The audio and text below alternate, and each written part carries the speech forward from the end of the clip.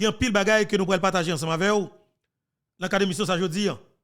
Parce que faut que nous connaissions ce qui a passé en dedans du pays. Et gagner naturellement une délégation, machine corps diplomatique, machine gros figure ambassadio qui débarquait dans le grand quartier général, Force Armée d'Haïti qui trouve li sous chef de Maslan jodi. Et nous allons poser la question, qui est-ce qui était dans la machine ça yo? Qui ça? Yo te venu régler dans le grand quartier général sous chef de Masla. Mais entre-temps, comme dossier Sacho, Conseil de sécurité des Nations Unies, les réunit, mais de fait, nous allons courir, faire entendre intervention actuelle Premier ministre qui c'est docteur Gary Koni. On a entendu intervention dans les Nations Unies et puis par la suite pour nous avancer avec la programmation. Et tout d'abord, je salue chaque grand nous qui attendait, qui a regardé l'émission, quel que soit côté sur la terre. Apprenez nous partager, commenter, like et puis abonner avec plateforme YouTube Infobetoa et puis commenter, quitter un commentaire pour nous parler avec chef de gang criminel assassin qui est le Pierre Espérance là parce que c'est extrêmement important pour nous parler avec volant ça, pour nous parler avec terroriste ça, pour nous parler avec chef de gang ça. Haïti gon grand monde. Après commandant Guy Philippe et deux grands monde parce que pays a qui trois monde là-dedans en général. On dit comme ça. Qui trois monde. Quoi me souvler? De pour gagner comme dirigeant dans pays d'Haïti, pas de moyen pour parler l'espoir établi, ap gen stabilité, ap gen sécurité. Premier relais Guy Philippe, deuxième relais Maître Luc Mandelil, troisième relais Jean-Ernest Muscadet. Mettez trois moun sa yo pour dans chaîne sécurité pays pour que si Haïti va en souffle. Je dis à la même. Alors tout d'abord on a tourné sur ça, on entendait le premier ministre Gary Koni qui était prend la parole dans le Conseil de sécurité des Nations Unies et nous prenons entendre docteur Gary Koni qui prend la parole et dans le Conseil de sécurité des Nations Unies, jeudi, c'est 3 juillet. On avance. Et tout à l'heure, docteur.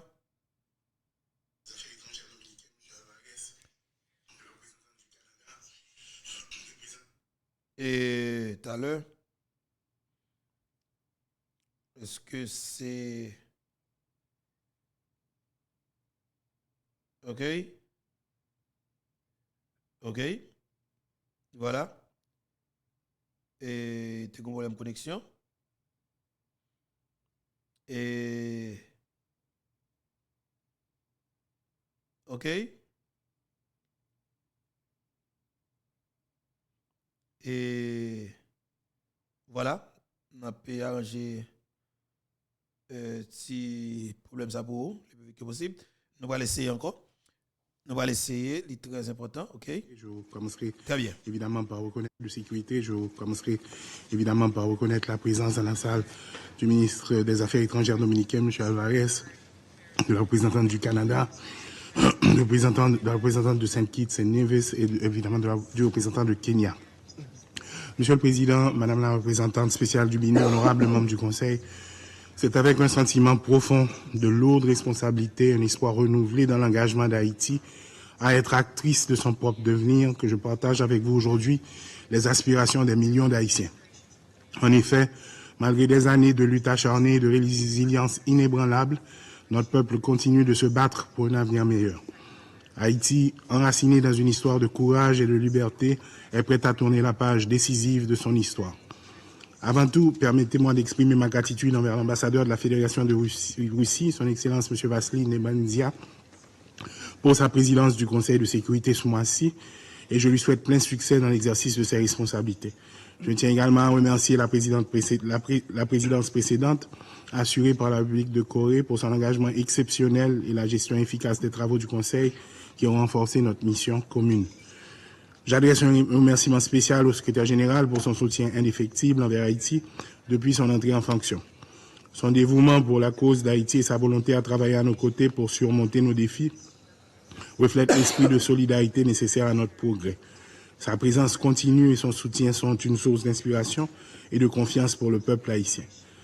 Monsieur le Président, Madame la représentante spéciale du BINU, honorable membre du Conseil de sécurité, je tiens aussi à exprimer mes sincères remerciements à Mme Maria Isabelle Salvador, représentante spéciale pour Haïti et chef du bureau intégré des Nations Unies en Haïti, pour son rapport détaillé et sa présentation perspicace sur les récents développements en Haïti. Madame la représentante, votre analyse approfondie et vos observations critiques offrent une importante note de compréhension des enjeux actuels. Je remercie également les membres du Conseil pour leur intervention précieuse aujourd'hui. Votre dévouement et votre engagement en faveur de la stabilisation et du progrès en Haïti sont profondément appréciés. Nous sommes conscients des préoccupations soulevées par le rapport du BINU et partageons l'urgence de résoudre de manière durable les problèmes de sécurité exacerbés par l'activité des bandes criminelles. Ces défis menacent le tissu social et économique de notre pays et entravent nos efforts de reconstruction et de développement. Le rapport souligne également les progrès dans la mise en place de structures de gouvernance transitoires qui sont vitales pour la stabilité politique et sociale d'Haïti. Nous encourageons donc le support du BINU dans l'appui du processus politique pendant ces périodes de turbulence politique. Ce rôle reste important pour réduire les tensions, préserver et multiplier les espaces de discussion, encourager le dialogue interhaïtien. L'établissement d'une collaboration solide et d'une coopération efficace entre les autorités nationales de la transition, la mission multinationale d'appui à la sécurité et le BINU demeure fondamentale et nous aidera dans notre mission de rétablissement de la sécurité et de restauration des institutions démocratiques qui sont des chantiers stratégiques de la transition. Monsieur le Président, Madame la représentante spéciale du BINU, honorables membres du Conseil de sécurité, la solidarité entre les peuples est rudement mise à l'épreuve par les conflits locaux, nationaux et internationaux. Près d'une trentaine de conflits majeurs affectent en ce moment les populations, provoquant ainsi de graves crises humanitaires et des nombreux corps de personnes déplacées. Pourtant, c'est dans ces instants fort difficiles que la solidarité tient sa quintessence. Haïti, tout au long de son histoire, a parfaitement démontré cette solidarité agissante entre les peuples. Tantôt initiatrice et tantôt bénéficiaire, la nation haïtienne, dès sa genèse, a toujours fait de la solidarité internationale un des piliers de sa vision du monde et de son engagement. Aujourd'hui encore, Haïti appelle à cette solidarité pour sortir de la crise qui ronge depuis plusieurs décennies et réussir aussi sa transition dont la durée et la mission se veulent très limitées. Chaque jour doit être mis à profit intelligemment. Voilà pourquoi, depuis ma désignation en tant que chef de gouvernement, plusieurs séances de travail ont été tenues avec le Conseil présidentiel de transition, les institutions de lutte contre la corruption et l'impunité, les forces de l'ordre haïtiennes, le secteur privé des affaires, le Conseil électoral, les représentants des collectivités territoriales et évidemment les associations de la diaspora. Dans cette même perspective, plusieurs acteurs du gouvernement m'ont accompagné dans des rencontres stratégiques avec des bailleurs et opérateurs de l'international. Au vu des engagements qui s'annoncent, je joins ma voix à celle du peuple haïtien pour remercier ses partenaires techniques et financiers de leur accompagnement jusqu'ici pour l'avènement d'une Haïti meilleure. Plus que jamais, Haïti doit mobiliser toutes les ressources nécessaires et disponibles pour faire de cette transition la dernière et qu'elle puisse la placer sur la voie de la paix, de la sécurité et du développement durable. Ainsi, il est de notre devoir de construire des partenariats solides et sincères en vue de trouver les stratégies adaptées tenant compte des aspirations du peuple haïtien. Haïti se trouve à un moment critique où 12 000 individus armés tiennent en otage une population de 12 millions. À ce tournant décisif, aucun chantier, qu'il soit économique ou politique, ne peut être abordé sans la question sécuritaire. C'est d'ailleurs pourquoi mon gouvernement salue très bien. La mise en œuvre des engagements pris à travers la résolution 2699 relatif à la mission multinationale d'appui à la sécurité. Le déploiement du premier contingent des policiers aux côtés des forces de l'ordre haïtiennes devra contribuer à mettre un frein au barbarisme des groupes criminels. Cependant, Haïti doit échapper à la spirale des missions sécuritaires définitivement. Pour ce faire, il faut redéfinir les approches pour qu'au terme de la MEAS, le pays dispose d'institutions fortes et efficientes pour que nos partenaires internationaux et nous autres éprouvions le sentiment du devoir accompli. Et pour gagner ce pari, mon gouvernement engagera une approche sécuritaire holistique et de proximité. Holistique car il faut adjoindre de manière efficace le redressement économique et l'accessibilité des services sociaux de base, de proximité, car il faut rétablir la confiance de la population dans sa police. Dans ce contexte, la réforme de la police nationale deviendra un élément indispensable. Notre situation exceptionnelle d'insécurité nous commande une police de proximité capable de rétablir et de maintenir l'ordre public et la paix civile non pas en misant exclusivement sur la répression, mais aussi en s'appuyant sur la prévention et l'accompagnement. La réforme dont il est question couvrira les dimensions logistiques, opérationnelles et financières nécessaires à la mission de sécurité de l'institution policière afin qu'elle soit en mesure de protéger et servir convenablement la population. Nous entendons mettre ainsi le cap vers la réconciliation police-population. De sérieuses procédures d'assainissement interne sont déjà envisagées pour restaurer la confiance dans cette institution qui doit être désormais crédible et efficace. Les forces de l'ordre haïtiennes et la mission multinationale d'appui à la sécurité ne peuvent à elles seules garantir cette paix définitive qui se veut être le paradigme de ce nouveau gouvernement. Faire de la sécurité la question de chaque village, de chaque communauté, doit impliquer le soutien de la population. C'est la raison pour laquelle je préconise l'élaboration d'un plan global intégré et réaliste pour accompagner la population. Celui-ci doit prendre en compte l'établissement d'infrastructures adéquates et conformes aux normes de construction moderne, la réorganisation de certaines villes, la réhabilitation, l'implémentation de services sociaux de base fonctionnels et le développement de pôles d'emploi et de développement dans les communautés. Ce n'est que par cette voie que nous arriverons à rétablir une paix et une sécurité durable en Haïti. Cette approche holistique, intégrée et réaliste, s'inspirant du courage et de la résilience du peuple haïtien, sera celle incarnée par ce nouveau leadership de la transition. Par conséquent, avec nos amis de l'international, il devient opportun de revisiter l'accompagnement accordé à Haïti. Cet accompagnement, qui est un devoir de solidarité entre les peuples, ne peut se limiter au contour des seules volontés de l'accompagnateur. Il doit faire de l'accompagné un acteur apte à appréhender les défis et à décider de son destin. Les difficultés auxquelles est confronté Haïti sont énormes, avec un taux d'inflation qui déplace les 27%, près de 50% des emplois perdus, rien que dans le secteur textile, une insécurité alimentaire qui affecte 4,5 millions de personnes, sans compter les 600 000 déplacés internes et les 500 000 enfants déscolarisés. Le pays est en proie à une violence qui paralyse le fonctionnement de dizaines d'hôpitaux et de centres de santé. Des dizaines de commissariats et de centres d'incarcération ont été endommagés ou détruits. Des milliers de prisonniers sont en cavale. La liste pourrait être plus longue. Cependant, la volonté de travailler à la résolution de ces problèmes urgents, manifestée par les principales parties prenantes de l'accord du 13 avril, laisse transparaître l'espoir.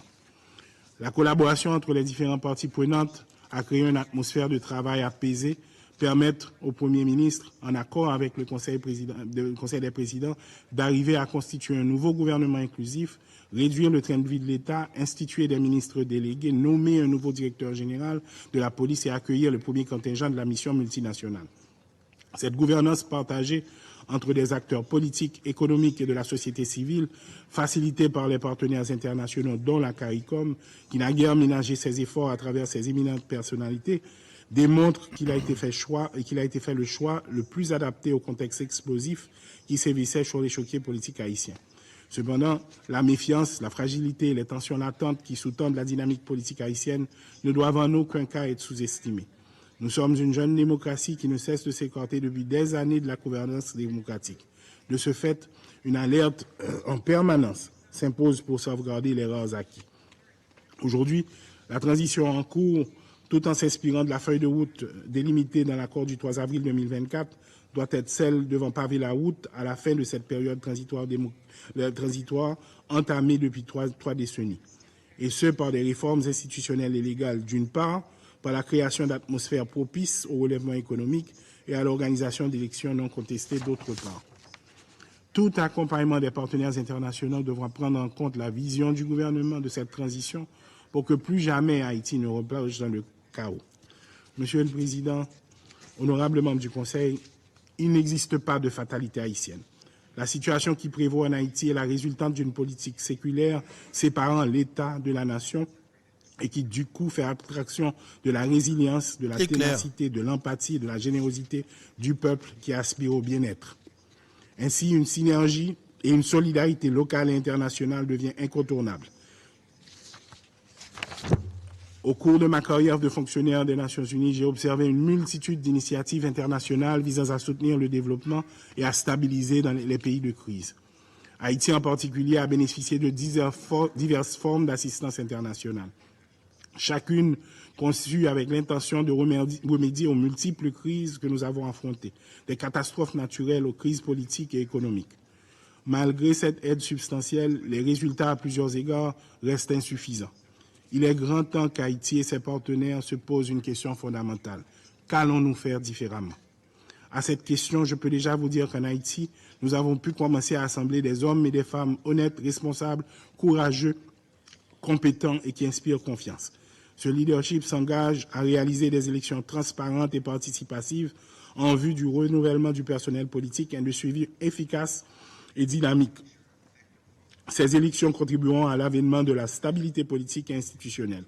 Pour ce faire, elles seront encadrées en amont d'un processus de réforme constitutionnelle, de révision du cadre légal sur le fonctionnement et le financement des structures politiques, d'appui à la bonne gouvernance, de renforcement des mécanismes de lutte contre la corruption et l'impunité et de développement d'une stratégie sécuritaire police-population, de la modernisation de l'appareil judiciaire et de la mobilisation de la population pour une participation massive, notamment les jeunes et les femmes, dans le processus électoral. Comme annoncé plus haut, nous allons favoriser une approche plus intégrée et plus stratégique, en impliquant tous les acteurs, gouvernementaux, non gouvernementaux, internationaux, dans une planification et une exécution cohérente. Nous allons également nous concentrer sur la capacité à long terme plutôt que sur les solutions à court terme, en renforçant les institutions locales et en soutenant les efforts de développement durable qui sont alignés sur les priorités spécifiques d'Haïti. En abordant la situation complexe et souvent tragique d'Haïti, il est essentiel de reconnaître que la responsabilité principale d'adresser nos défis incombe à nous, Haïtiens. Nous n'allons pas déléguer notre responsabilité. Cependant, nous reconnaissons aussi que les actions et les politiques internationales ont façonné et continueront de façonner le contexte dans lequel nous luttons pour la stabilité et le développement. Cette reconnaissance mutuelle de responsabilité partagée est cruciale. Alors, je me rappelle que jeudi 3 juillet 2024, c'est intervention pour le ministre Dr. Gary Coney dans une réunion qui fait dans le Conseil de sécurité des Nations Unies jeudi même et dans New York City. En entendant intervention pour le ministre Dr. Gary Coney et dans l'occasion. Pour établir un partenariat respectueux et efficace, capable de soutenir Haïti dans la construction d'un avenir meilleur, tout en respectant notre souveraineté et notre droit à l'autodétermination. C'est une ère de reconnaissance pour Haïti, marquée non seulement par le désir de surmonter ses adversités, mais aussi par des actions concrètes qui illustrent notre engagement envers la paix durable et le développement. Nous appelons la communauté internationale à reconnaître et à soutenir cet élan en collaborant de manière constructive et respectueuse pour accompagner Haïti sur le chemin de la récupération et du renouveau.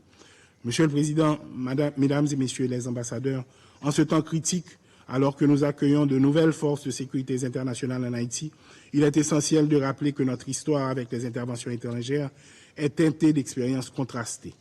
Bien que certaines aient apporté un soutien et stabilité, d'autres ont malheureusement laissé des souvenirs douloureux en raison de violations des droits humains et d'un manque de respect pour la souveraineté et la culture locale. Ces événements passés ont à plusieurs reprises exacerbé les défis plutôt que de les résoudre, laissant une empreinte indélébile sur la mémoire collective de notre peuple. Aujourd'hui, nous nous tenons à point de convergence entre le passé et l'avenir, où chaque action et chaque décision doit être guidée par les leçons apprises. Nous avons une opportunité unique de redéfinir notre collaboration en veillant à ce que toute assistance étrangère soit conduite avec le plus grand respect pour les principes de transparence, de responsabilité et surtout en harmonie avec les aspirations et les besoins des Haïtiens. En avançant, nous devons mettre en place des mécanismes qui assurent non seulement la sécurité, mais aussi la dignité et le respect de notre peuple. Cela nécessite une coordination étroite et une communication constante entre toutes les parties impliquées pour assurer que les erreurs du passé ne se répètent pas. Notre pays est à un tournant crucial de son histoire. Nous nous trouvons devant un défi colossal, mais aussi une opportunité sans précédent de restaurer la paix et la sécurité dans notre relation. L'arrivée récente du premier contingent de la mission multinationale d'appui à la sécurité marque le début d'une ère pour Haïti. Cette mission, conduite avec le soutien de nos frères et sœurs kenyans, que je remercie du fond du cœur, est un témoignage vibrant de la solidarité internationale et un pas concret vers la stabilisation de notre pays. Nous allons reprendre le contrôle du territoire haïtien, maison par maison, quartier par quartier et ville par ville. Ce n'est pas juste une opération de sécurité, c'est une renaissance de l'esprit national, un renouveau de notre engagement envers l'ordre, la justice et la paix. Nous renforcerons nos capacités non seulement en termes d'équipement, mais aussi par la formation et le renforcement des compétences de nos forces de l'ordre. Dans cette démarche, nous sommes guidés par une stratégie bien définie et une volonté de coordination sans faille entre toutes les parties prenantes, tant nationales qu'internationales. Notre approche est stratégique et mesure chaque pas vers la libération de notre territoire des griffes de la criminalité. Cette stratégie en cours d'élaboration avec le Conseil de transition s'appuie sur les principes de rigueur et d'efficacité pour garantir la sécurité de notre pays. Haïti porte fièrement le flambeau de la liberté qui a éclairé le chemin de l'émancipation bien au-delà de ses frontières. Notre lutte héroïque pour l'indépendance a non seulement brisé les chaînes de l'esclavage, mais elle a également inspiré d'innombrables peuples de se lever pour leurs droits inaliénables à l'autodétermination. Aujourd'hui, en dépit des défis formidables que nous affrontons, l'esprit indomptable de nos ancêtres continue de nourrir notre résolution. Votre soutien continu, votre foi en notre peuple et votre reconnaissance de notre souveraineté ne sont pas seulement appréciés, ils sont essentiels. Ensemble, avec courage et intégrité, nous pouvons transformer Haïti en un exemple de résilience et de renaissance. Pour conclure, Monsieur le Président, Mesdames, Messieurs les ambassadeurs, permettez-moi de vous dire qu'Haïti se tient à l'aube d'une ère nouvelle. Notre résolution reste inébranlable et notre espoir indomptable. Dans cet esprit, nous appelons à la solidarité mondiale, non seulement en reconnaissance de notre lutte commune pour la dignité humaine, mais aussi parce qu'il est du devoir moral de la communauté internationale d'accompagner ceux qui aspirent à un avenir meilleur. Ensemble, avec l'appui continu et renforcé de nos partenaires internationaux, Haïti progressera vers la paix durable, la stabilité et la prospérité. C'est par notre collaboration et notre engagement mutuel que nous pouvons transformer les défis d'aujourd'hui en des victoires de demain. Merci de croire en Haïti, de croire en notre capacité à surmonter, à reconstruire et à prospérer. Ensemble, écrivons le prochain chapitre, un chapitre où chaque Haïtien aura la possibilité de vivre dans la sécurité, la prospérité et la dignité, un chapitre où chaque Haïtien redevient l'acteur principal de son propre devenir. Je vous remercie. Voilà, et c'était le Premier ministre Dr. Gary Coney qui était fait discours ça jeudi à la même devant Conseil, devant l'Assemblée générale, alors devant Conseil de sécurité, Conseil de sécurité des Nations Unies, parce que n'oubliez, c'est des conseils permanents. Conseiller permanent qui fait partie des conseils ça et dans les Nations Unies, et bien jeudi on était réunis et c'est Haïti qui était à l'ordre du jour. Et le Premier ministre a fait déclaration ça et que m'espère que n'a gagné des commentaires sur lui, mais c'est naturellement par la suite. Et alors, il y a un bail que le Premier ministre dit qui est extrêmement important pour nous connaître. Il se dit que il y a 12 000 personnes qui prennent 12 millions haïtiens en otage. Parole ça fort. Et ça doit faire débat. Il est extrêmement important.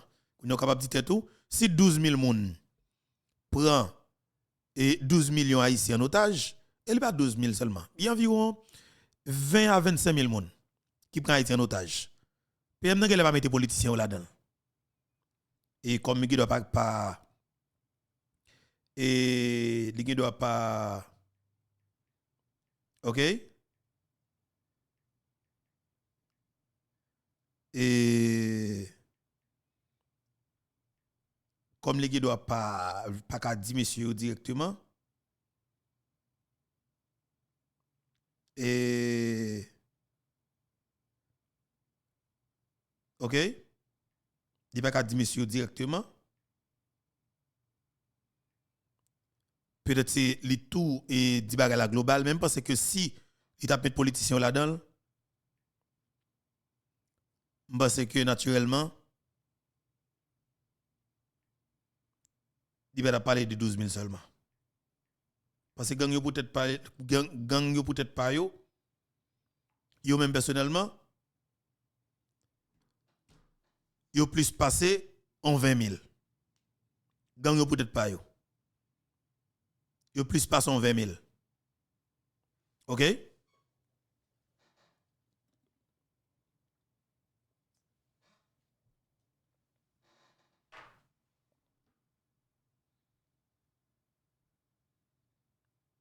Yo plus passé en 20 000.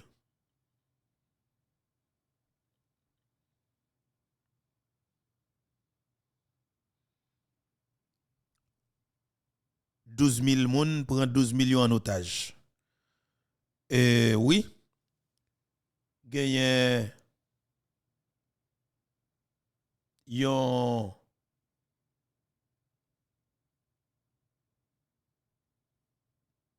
on 20 000 monde qui prend 12 millions haïtiens en otage. Oligarque corrompu yo gen 11 familles qui prend Haïti qui prend 12 millions haïtiens en otage, gagne des politiciens qui prend Haïti en otage, gagne mais oui politiciens et gang à cravate qui dans le secteur privé et puis ti gang à sapatio k'ap touye moun actuellement là dans commune Gressier. Yo prend Haïti en otage, d'accord? Ça veut dire que PM nan alors on pense que si nous bon comme on ba garantie tout et si nous capable de garantie, mais espère que ou attaquer problème à tous les niveaux. Mais espère que ou attaquer problème à tous les niveaux. PM Gary Koni, il y a monde qui capable oui, il y a monde qui capable. Éviter plein il y a monde qui capable. On t'a des discours là. Et nous même ça qui est important pour nous pour le moment, c'est action. Des actions concrètes et pour nous tendre, allons pour nous qui fait pour que nous capables organiser nous pour nous aider pays à sortir l'entrée difficile effectivement qu'elle trouve là. Et c'est ensemble pour nous mettre. C'est une volonté bon côté un dirigeant tout haïtien capable de mettre toutes les différences de côté pour nous dire que l'heure est grave. Elle est extrêmement grave. Faut que nous fassions dépassement de soi parce que la Dominicanie fait li en 1994. Oh monsieur. OK. Joaquim Balaguer, Peña Gomez, comme si tu as un dépassement de soi que tu fait, tu as un sacrifice qui tu fait pour la Dominicanie. C'est comme si à l'époque pour nous capable jeune entente là, c'est comme si deux groupes qui capable diriger la Dominicanie. Ils font nos mandats présidentiels en deux. Pour capable jeune entente pour mettre stabilité dans le pays. Et donc tu fait avec tout yo même. Yo te fait avec tout nam yo, tout cœur yo, tout en dedans yo. Yo te organisé yo. Et depuis le ça de 1994 à 2024 qui fait 30 l'année, la Dominicanie te couvert mais pays a démarré. Pays con stabilité politique enragée. Ge sécurité dans le pays. Ou qu'attendez ge tout problème. Oui, pas de côté pas de problème de sécurité. Oui, ge violence. Il y a peu de violence en Dominicanie. Tout le monde connaît son pays, moun fou. On pays garçon l'amour, femme l'amour, garçon a toué femme pour garçon pour toué femme pour femme, femme a toué garçon pour femme, garçon a toué garçon pour femme comme si son pays moun fou. Vous comprenez? Et toujours gen ti volé là-dedans. Mais ça gagne Haïti il va exister en Dominicanie. Même dans rêve. Pas gagne la Dominicanie. Pas gagne li. Qu'est-ce que pour nèg prend comme si prend quartier pour le faire 8 jours, 15 jours, 22 jours non. De pour déranger l'État dérange. Parce que monopole violence là, c'est l'État qui gagne. Et ceci dans tous les pays du monde. Et puis l'État c'est le gagne monopole violence là. Tout vagabond obligé de replier. Et bien naturellement en Dominicanie, c'est l'État qui gagne monopole violence là. Et ça met une facilité pour que l'État gagne contrôle toute situation. OK? L'État gagne contrôle toute situation. Eh bien en Dominicanie, vagabond, criminel, assassin, pas qu'à décider comme si m'dadou pour prendre zone, pour bloquer un quartier, pour faire tout sauver là non, ou pas capable. Yo décide de freiner et l'État ou après l'État freine. L'État freine pour tout bon et ou pas qu'à continuer. D'accord? Le réel ko après pas qu'à continuer. Et c'est qui clair pour tout le monde connaît et ou décide de faire crime non, et bien de fait, il y a des gens qui là et yo stoppé ou. OK? Moun sa yo stoppé ou. Yo stoppé ou, yo prend toute disposition pour yo stopper ou. Est-ce que vous comprenez? Et c'est ça. Et il y a un pile parole qui parlait. Alors là où ici, les mêmes li accusé et Conseil de sécurité des Nations Unies. Là où ici même dit que les Nations Unies pas fait rien réel avec section 1. L'autre